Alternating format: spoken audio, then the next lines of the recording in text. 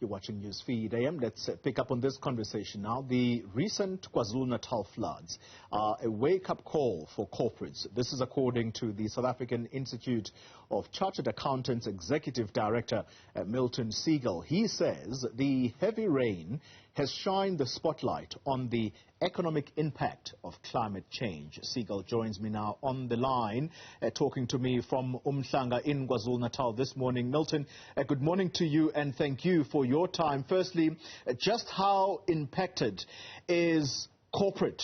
How impacted are businesses by the recent floods in KwaZulu-Natal? Morning to you and thank you for your time. So yeah, the impact is wide. We've seen businesses here struggling with electricity. We see businesses here struggling with water and sanitation. We see businesses just battling to trade because of damages to roads, damages to infrastructure. So certainly the damage in KZN is widespread and seems to be is unraveling almost on a daily basis in determining what the extent of damages and breakages are. Yeah. And this at a time that KZN is really just trying to shake off the impact of the riots of 2021. So unfortunately, from a timing perspective, quite severe. Exactly. The economic impact, Milton, is exactly what people are talking about. The kind of recovery that KwaZulu-Natal will possibly manage and over what period.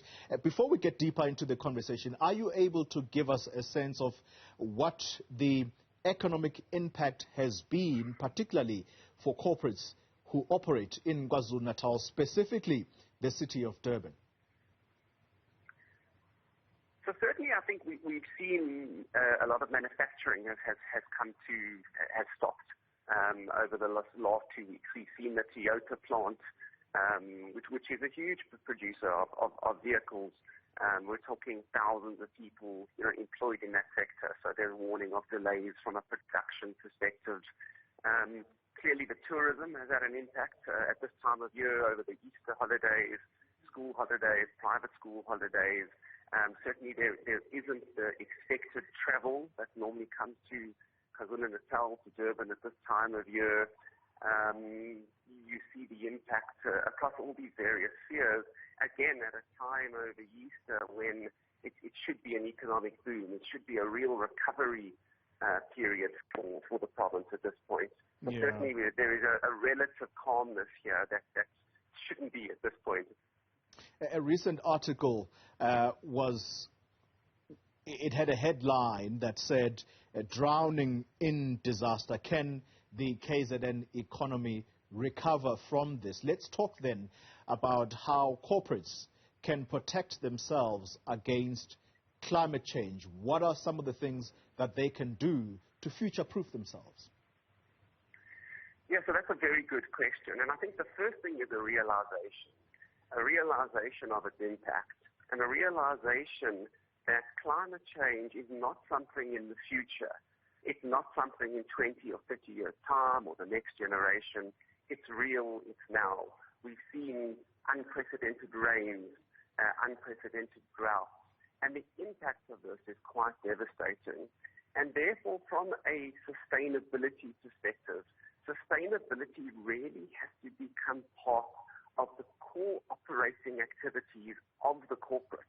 And that's irrelevant to an extent about what the corporate does. So, for example, we're kind of used to, corporates within the agriculture space or the mining space who generally are more aware of their environmental impact.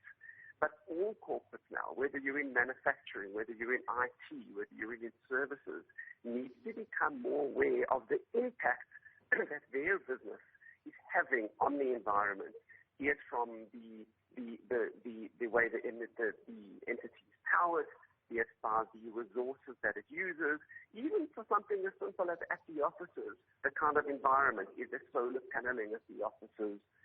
What type of water is being drunk at the offices? And it really is going to take a matter like that for corporates to really start making wide stream changes to start mitigating the impacts of climate on the environment. And really the way I see it, and amongst the discussions we are involved in, really key to corporate social responsibility, sustainability has to be right up there at the moment. Yeah, and you talk about how companies have got to be aware of how they impact on the environment in which they operate. This has been an ongoing conversation for some time. Is that in a way suggesting, Milton, that businesses have merely paid lip service thus far to the amount of environmental degradation some of them engage on? So certainly, I think the term lip service is a term used too often, put it that way. I think businesses are aware of the impact of the environment. The question is, how seriously have they taken it to heart? And unfortunately, what we're seeing in KZN at the moment is a real reminder of the devastation and the severity that climate change has on an entity. And where I think the conversation needs to change within the boardroom, within the corporate space, is it's not just sustainability of the environment, sustainability of nature itself. It's very much core to the sustainability of the entity, the sustainability of the own corporate itself.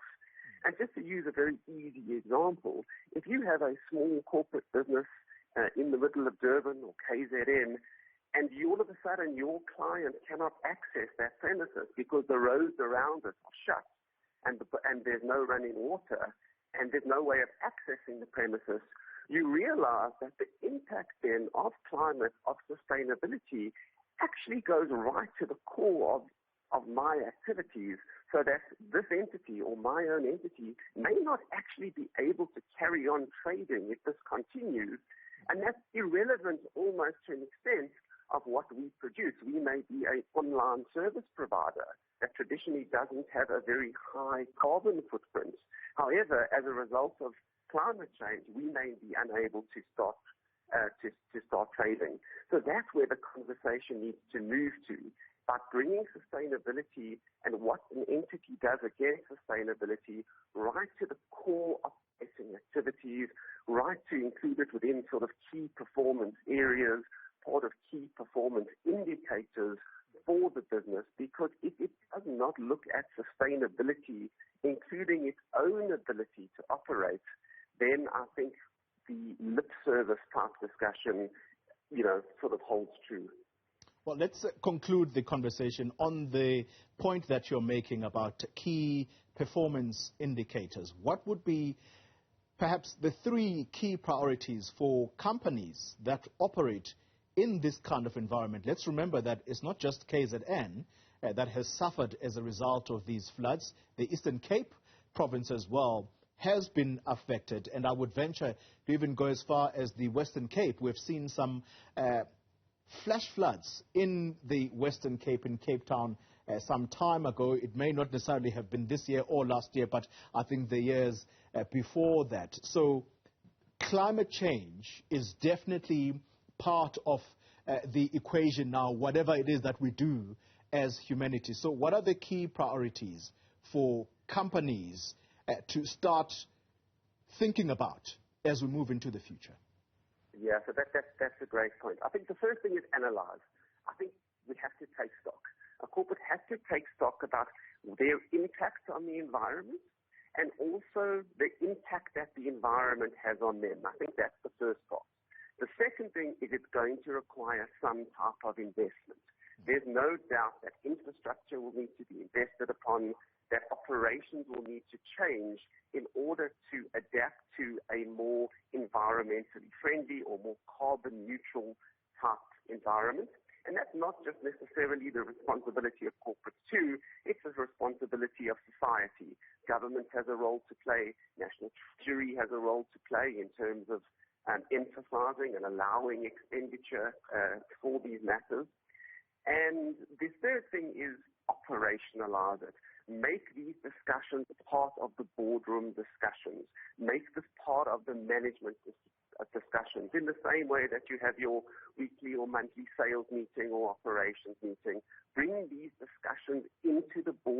table, into the management table at every opportunity, and allow that and use that to report. And as the corporate reporting landscape moves towards one of both financial and non-financial information, report on the sustainability, report on its impact. And what we'll start seeing then is the numbers starting to tell the story as well. And in my opinion, that will start bringing the corporate attention even closer to the impact and the significance of climate change. Milton Segal, thank you very much for your time.